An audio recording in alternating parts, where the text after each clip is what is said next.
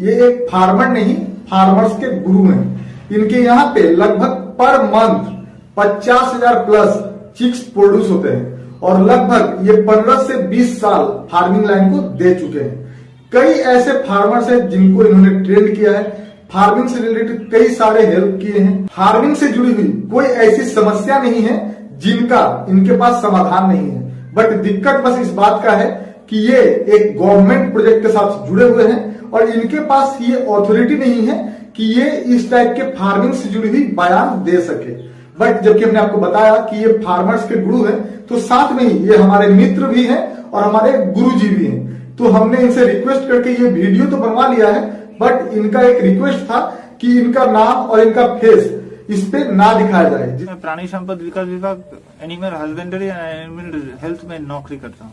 Government का जो poultry section है उधर का जो बर्ड्स मैनेजमेंट है उसके साथ जो हैचरी यूनिट है पूरा का पूरा मैं संभालता हूँ। सबसे पहले फार्मर को चाहिए मार्केटिंग का। अगर वो मार्केटिंग सही ढंग से कर पाए तो इस बिजनेस में फायदा ही फायदा है। चलिए, पोल्ट्री सेक्शन में 17 साल ये आपका टोटल इसमें समय लग गया है। चलिए, इसका कैपेसिटी क्या है हर हफ्ते का? हर हफ्ते का 10,000 10,000 चिक्स निकलता है। 10,000 चिक्स महीने का 40,000 तक आता है। तो सर, हम सबसे पहले चाहेंगे कि आप हमारे दर्शकों को थोड़ा बताइए कि ऐसा क्या कारण है कि आप अपने फार्म पे नहीं बल्कि घर में वीडियो शूट करवा रहे हैं। देखो, ये तो एक नंबर ये गवर्नमेंट फार्म है और दूसरा बात है बायोसिक्योरिटी का व्यापार कुछ चलता है, इसलिए मैं किसी भी बाहर के आदमी को फार्म में अलाउ नहीं करता हूँ। चलिए सर, बहुत अच्छा बात है। तो सर, ये मास्क पहनने का भी कारण क्या यही है कि आप लोग? नहीं, ये मास्क पहनने से मैं आपके दर्शकों को एक मैसेज देना चाहता हूँ कि कोरोना अभी गया नहीं। हाँ, इसीलिए मास्क पहनना और सैनिटाइजर यूज करना जरूरी है और बीच बीच में हाथ धोना जरूरी है। तो सर, अगर आप किसी भी तरह के फार्मिंग से जुड़े हुए हैं या फिर जुड़ना चाहते हैं, जैसे कि गाय, भैंस, बकरी, मुर्गी, सूकर, मछली, बटेर, बत्तख, गिनी फाउल या फिर टर्की, खासकर बकरी और मुर्गी पालन से, और आपको आपकी फार्मिंग में काफी समस्याएं या फिर दिक्कतों का सामना करना पड़ रहा है और आप एक सरकारी ट्रेनिंग लेना चाहते हैं, या फिर आपको अपने फार्म प्रोडक्ट्स को सेल करने में दिक्कत आ रही है, या फिर आप कुछ बाई करना चाहते हैं, इसके साथ ही आप हमसे मिलना चाहते हैं, या फिर हमारे फार्म को विजिट करना चाहते हैं, या तो आप हमारे फार्मर्स के ग्रुप में जुड़ना चाहते हैं, और तो और आपको आपके फार्मिंग के लिए सही फीड नहीं मिल पा रही है और आप एक सरकारी फीड चाहते हैं जिसकी क्वालिटी काफी अच्छी हो और जिसकी कीमत आपके बजट में हो।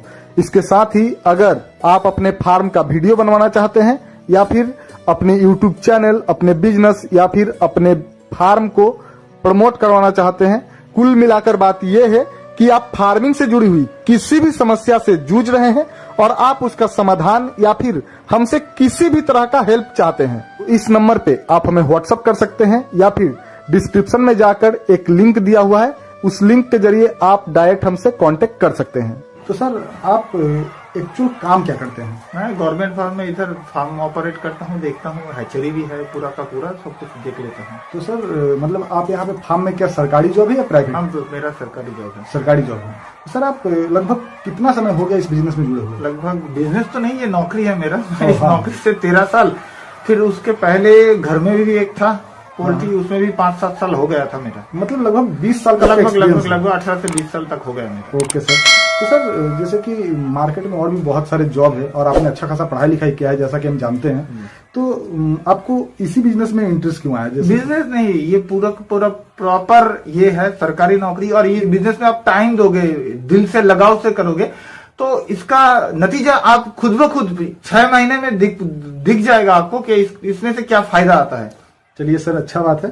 तो सर, जब आपने इस बिजनेस में या फिर इस प्रोजेक्ट में जुड़ने का ख्याल किया तो आपके घर वालों का रिएक्ट कैसा था? क्योंकि फार्मिंग एक ऐसा चीज है कि लोग खाते तो फार्मिंग से ही है, बट इसी को सबसे गैर गुजर यही सबसे बड़ी दिक्कत है कि घर वाले आज भी बोलते हैं आप पोल्ट्री में नौकरी करते हो, धूल मिट्टी मांगते हो, ऐसे करते हो, लेकिन हाँ, रोजी रोटी यही से चलता है और ये जॉब के बिना, तो ये काम के बिना मैं रह नहीं पाता हूँ। आप नहीं, ये काम के बिना दुनिया ही नहीं चल सकता। दुनिया ही नहीं चल। चलिए सर, अच्छा बात है।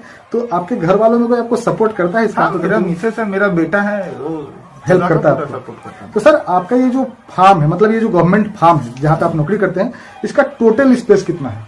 4 एकड़। 4 एकड़ यानी कि लगभग 12-13 बीघा।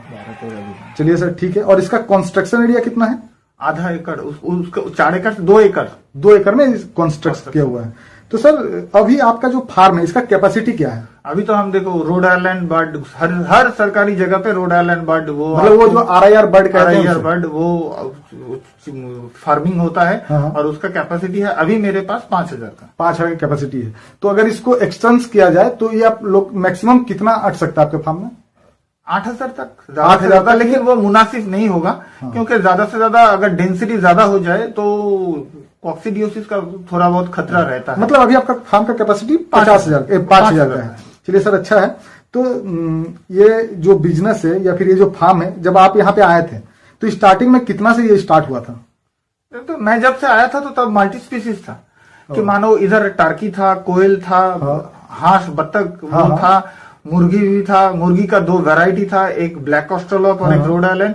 फिर उसके बाद ऑफिसर आए, डॉक्टर साहब आए तो उन्होंने बताया कि मल्टी स्पीसीज होने से डिजीज वगैरह का खतरा रहता है। फिर जाके हमने इधर सब सरकारी ऑफिसर बैठ के ये डिसाइड किया कि इधर रोड आइलैंड ही चलेगा। तो आप अगर पश्चिम बंगाल के किसी भी गवर्नमेंट फार्म में जाओ तो तभी देखोगे एक ही ब्रीड। हाँ सर, कोई भी कई सारे फार्म में विजिट किए हैं और देखते हैं मैक्सिमम में ही RIR ब्रीड ही रहता है। तो सर बात करते हैं कि ये RIR ब्रीड या फिर जो कि पोल्ट्री का जितने भी ब्रीड्स है, जैसे कि Sonali, broiler, layer, Kadaknath, black australorp, इन ब्रीड्स में सबसे बड़ी प्रॉब्लम क्या है? ब्रीड्स में कोई प्रॉब्लम नहीं है। ब्रीड्स में कोई प्रॉब्लम नहीं होता है कि आप इंसान देखो एक तरह आता है इंग्लैंड का इंसान, एक तरफ आता है नेपाल की तरफ इंसान, चाइना की तरफ इंसान एक तरफ आता है, इंडिया श्रीलंका जैसे इंसान एक तरफ आता है। इंसान में कोई खराबी नहीं होता है। चलिए सर, ठीक है। प्रॉब्लम आता है आपका एरिया बेसिस। हाँ। एरिया बेसिस में आपका ये रोग बीमारी जाला जो है ये सब होता है। हाँ, ये बात तो एकदम सही बात है कि हर ब्रीड अलग अलग जगहों के लिए बेस्ट होता है। तो RIR जो ब्रीड है ये यहाँ के लिए बेस्ट है। तो चलिए सर, ठीक है। ये जो काम है, अगर कोई इस फार्मिंग बिजनेस में जुड़ना चाहे, RIR मुर्गी या फिर किसी भी तरह का मुर्गी फार्मिंग से, तो इसमें ये जो काम है ये क्या बहुत आसान काम है या फिर बहुत मुश्किल? नहीं, आसान कुछ भी नहीं और मुश्किल रॉकेट साइंस भी नहीं है। ये कोई भी बिना पढ़े अनपढ़ आदमी भी कर सकता है। हाँ। इसमें कोई दिक्कत नहीं है कि पढ़ा लिखा नहीं है तो फार्मिंग नहीं कर सकते हैं। फार्मिंग करना आसान भी नहीं है, आपको टाइम देना पड़ेगा और धीरज चाहिए। चलिए सर, अच्छा बात है।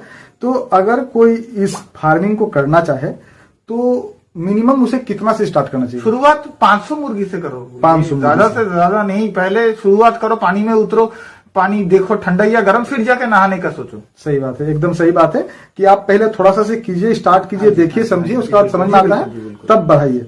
तो सर अगर कोई इस बिजनेस में उतरना चाहे तो उसको स्टार्टिंग में इन्वेस्टमेंट कितना सकती है 500 मुर्गी में, फार्म और इक्विपमेंट छोड़ के? इंक्लूडिंग इंफ्रास्ट्रक्चर पूरा का पूरा 70 से 80 हजार रुपए में आ जाएगा स्टार्टिंग में। चलिए सर, ठीक है। मतलब एक नॉर्मल सा फार्म। इसके लिए क्या स्टार्टिंग में ही फीडर ड्रिंकर का जरूरत पड़ेगा या फिर नहीं? स्टार्टिंग में देखिए जब चिक्स आता है वो तब तो आपका चिक्स फीडर जरूरी है। पहले 5-7 दिन तो वो पेपर के ऊपर, अखबारों के ऊपर वो खाना खाएगा। फिर उसके बाद 5 दिन के बाद आपको एक वैक्सीन का शेड्यूल करके फिर उसके बाद आपको चिक्स फीडर में ही खाना वाना देना पड़ेगा। तो उसका दाम भी मार्केट में ज्यादा नहीं, आपको ढूंढने से मिल जाएगा। चलिए सर, अच्छा है। तो अगर ये कोई RIR ब्रीड लेना चाहे तो वो कहाँ से ले सकता है? गवर्नमेंट BLDO से, हर एक जिले में जो block life stock development officer है, हाँ। उनसे अगर जाके ये लोग बातचीत करें, हाँ। और उधर SHG ग्रुप होता है, हाँ। तो वो BLDO प्रोवाइड करा सकते हैं। चलिए सर, ठीक है। लेकिन एक दिक्कत है कि हम एक फार्मर है और फार्मिंग से जुड़े हुए हैं, तो बहुत सारे लोग यूट्यूब के थ्रू से हमसे पूछते हैं कि सर RIR ब्रीड या फिर चिक्स कहाँ से मिल सकते हैं। तो जैसा कि हम लोग 25 रुपए प्रति पीस से इसे सेल करते हैं, आपके यहाँ पे इसका रेट क्या है? गवर्नमेंट का रेट है 20 रुपीज। 20 रुपीज। देखिए मेरे पास क्या होता है, गवर्नमेंट टू गवर्नमेंट बिजनेस होता है। गवर्नमेंट टू गवर्नमेंट जो BLDO है वो उसका ऑर्डर होता है। मेरे पश्चिम बर्धमान जिले से, मेरे ऑफिस से 5-7 जिला टैग है। हाँ। इन लोगों का BLDO का ऑर्डर आता है, BLDO को हम सप्लाई करते हैं। हाँ। और यहाँ पे ये जो 5000 बर्ड्स का जो फार्म है, यहाँ पे आपका टोटल स्टाफ कितना है? 5 स्टाफ है। 5 स्टाफ, ये 5000 बर्ड्स को मैनेजमेंट कर लेते हैं। पर 1000 बर्ड्स 1 एम्प्लॉय डिप्लॉयड। चलिए ठीक है सर। तो अगर कोई इस बिजनेस को स्टार्ट करना चाहे तो आपके नजर में सबसे बेस्ट ब्रीड कौन सा है? मार्केट में कई सारे ब्रीड्स हैं। देखो हम तो RIR करते हैं, हम तो बोलेंगे कि भैया आप RIR उठा लो। हाँ। तो इसमें RIR में क्या बीमारी वगैरह कम होता है और एरिया बेसिस पे वैक्सीनेशन का शेड्यूल होता है। तो आरैया में जो पश्चिम बर्धमान जिला जो है इसमें गांबोरो का खतरा नहीं है। चलिए, वही ठीक है। जिधर मॉइस्चर ज्यादा रहता है या ज्यादा सूखा रहता है तभी उधर गांबोरो का खतरा होता है। कहीं कहीं जगह बांकुड़ा में चले जाओ, उधर बर्धमान के उस पार चले जाओ तो शायद आपको मिलेगा कि गांबोरो, वरना ये एक इधर में वैक्सीन नहीं आप- एक वैक्सीन आप करवा लोगे, ज्यादा कोई कीमत भी नहीं है। दिक्कत भी नहीं है। तो सर अगर कोई इस बिजनेस को स्टार्ट करना चाहे तो उसे कौन से उम्र के बर्ड से स्टार्ट करना चाहिए बिजनेस? डे ओल्ड चिक से। डे ओल्ड चिक्स, Day वही old बेहतर chicks, होता वही है। बेहतर होता है। चलिए सर ठीक है। तो आप लोग के यहाँ पे जो रेशियो है फीमेल और मेल का, हाँ जी। तो कितना रेशियो है इसका? ये हम लोग 7:1 रेशियो में रखते हैं। मतलब 7 फीमेल पर 1 7 मेल फीमेल रखते पर हैं। 1 मेल। उम्मीद है आपको ये जानकारी अच्छी लगी होगी। वीडियो अच्छी लगी हो तो वीडियो को एक लाइक और चैनल को सब्सक्राइब कीजिएगा। साथ में ही पास वाले बेल आइकन को दबाना मत भूलिएगा, इससे हमारा मोटिवेशन बना हुआ रहता है। और अगर आपके कुछ डाउट्स हो या फिर क्वायरीज हो तो आप हमें कमेंट बॉक्स में पूछ सकते हैं। Thanks for watching.